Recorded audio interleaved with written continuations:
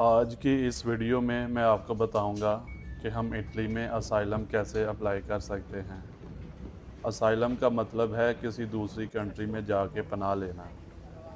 दोस्तों, जब हम असाइलम अप्लाई करने का सोचें तो बहुत सारे सवालात हमारे जहन में आते हैं, जैसे कौन लोग असाइलम अप्लाई कर सकते हैं, हम कहाँ पे जाके असाइलम अप्लाई कर सकते हैं, हम किस तरह से असाइलम अप्लाई कर सकते हैं, क्या हमारा असाइलम कॉन्फिडेंशियल होता है, कहीं ऐसा तो नहीं कि हम अपनी जान के खतरे या किसी और मजबूरी की वजह से अपना मुल्क छोड़कर किसी दूसरी कंट्री में जाके असाइलम अप्लाई करें तो वो मुल्क हमारी होम कंट्री की अथॉरिटीज़ को हमारे असाइलम के बारे में इन्फॉर्म कर दे। और अगर हमें इटालियन ज़बान नहीं आती तो क्या फिर भी हम असाइलम अप्लाई कर सकते हैं? हमारा असाइलम किस तरह से फॉर्मली रजिस्टर होगा? अगर हमने इटली पहुंचने से पहले ही किसी और यूरोपियन मुल्क में असाइलम रजिस्टर करवा दिया हुआ है तो फिर इटली में दोबारा अप्लाई करने का क्या प्रोसीजर होगा? अगर आप बीमार हैं या कोई और मेजर हेल्थ इश्यूज हैं तो आपको क्या करना चाहिए? और आखिर में क्या आपको असाइलम अप्लाई करने के लिए किसी वकील की ज़रूरत होती है? इन सारे सवालात के जवाब आज मैं आपको इस वीडियो में दूंगा। आप कोशिश करें कि वीडियो को एंड तक ज़रूर देखें। अब बात करते हैं अपने पहले सवाल की कि कौन लोग असाइलम अप्लाई कर सकते हैं।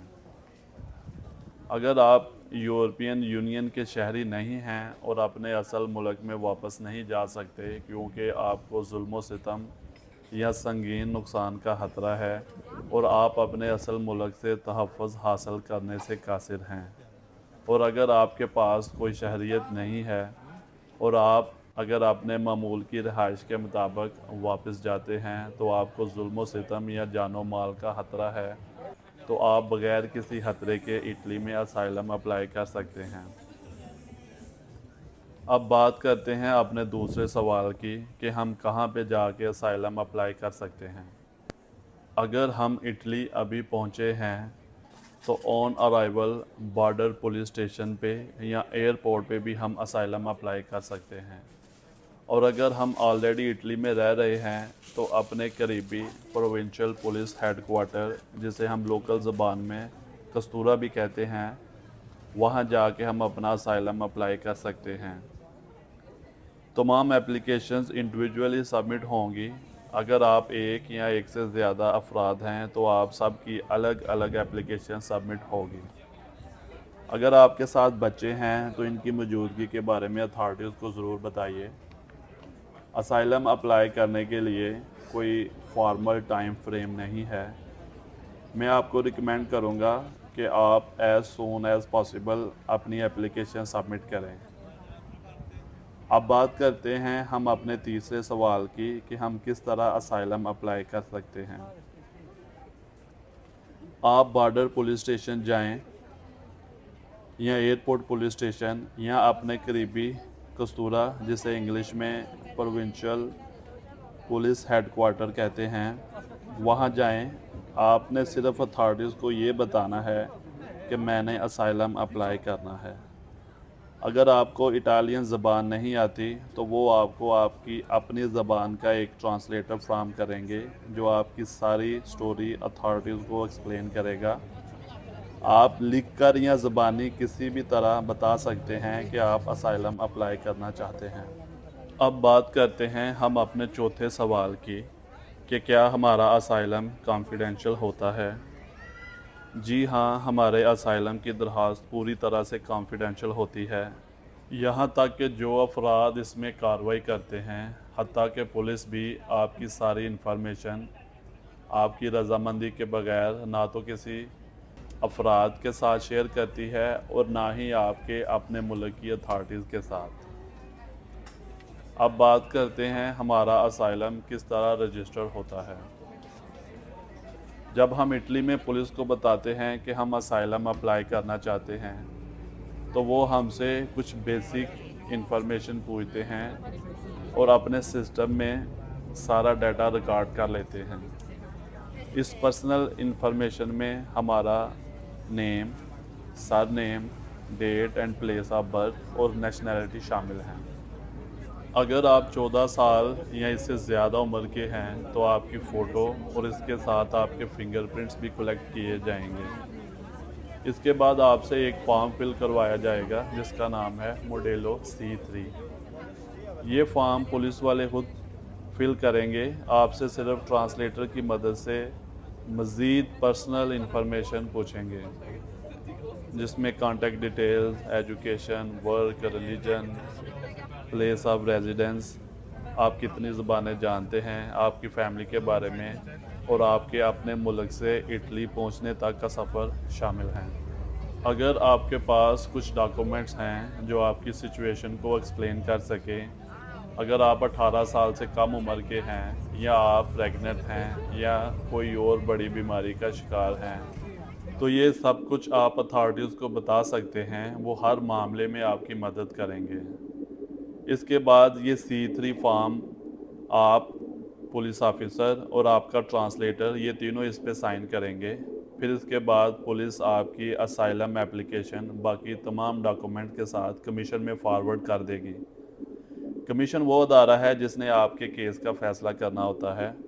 कमीशन या तो आपका असाइलम अप्रूव कर देगा या रिजेक्ट। इसलिए जब कमीशन में आपको इंटरव्यू के लिए बुलाया जाता है तो आप पूरी तैयारी करके जाएं।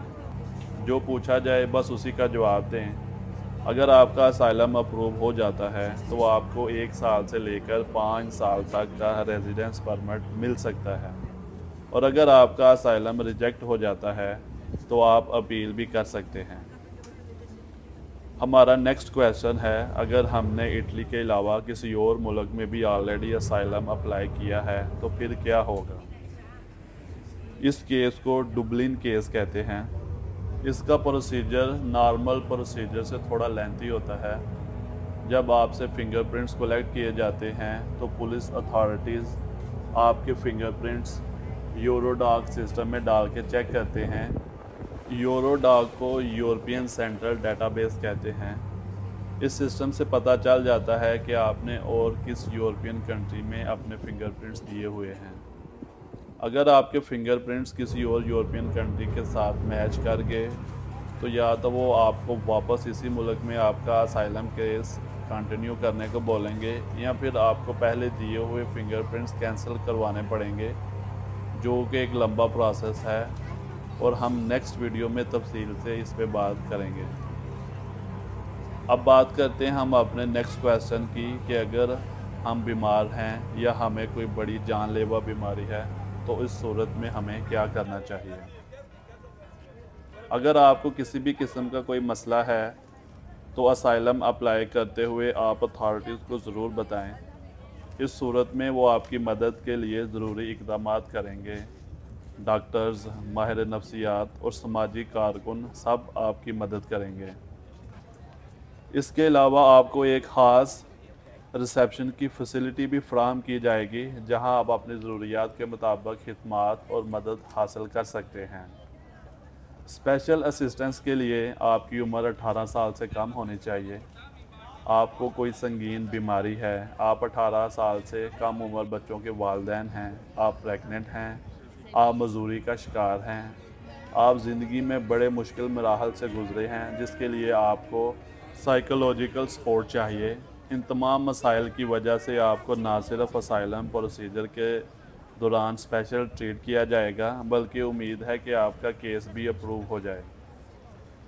अब बात करते हैं हम अपने नेक्स्ट क्वेश्चन की कि क्या हमें असाइलम अप्लाई करते हुए वकील हायर करना चाहिए। असाइलम की एप्लीकेशन सबमिट करने और पूरे केस के दौरान फ़ैसला होने तक आपको कहीं भी वकील की ज़रूरत नहीं पड़ती। अगर आपको ज़ुबान का मसला है तो आपको ट्रांसलेटर फ्राहम किया जाएगा, लेकिन अगर आप अपनी मर्ज़ी से वकील हायर करना चाहते हैं आपके केस में आपको एडवाइस करने के लिए, तो आप अपने पैसों से वकील हायर कर सकते हैं। लेकिन अगर आपका असाइलम कमीशन रिजेक्ट कर देती है तो फिर आप कमीशन के फ़ैसले के ख़िलाफ़ अपील दायर कर सकते हैं। इस मामले में आपको एक वकील की ज़रूरत ज़रूर पड़ेगी। और अगर आपके पास वकील हायर करने के लिए पैसे नहीं हैं तो बहुत सी एनजीओज़ और एसोसिएशंस हैं जो आपकी मदद करेंगी और आपको हर तरह की लीगल सपोर्ट फ्राहम करेंगी। हमारा नेक्स्ट क्वेश्चन है कि क्या हम इटली में असाइलम के दौरान काम कर सकते हैं। सबसे पहली बात तो ये है कि इटली में असाइलम के दौरान आपको इटली की हदूद से बाहर नहीं जाना चाहिए। कोशिश करें कि आपने जहाँ पे या जिस प्रोविंस में असाइलम अप्लाई किया है इसी प्रोविंस में रहें।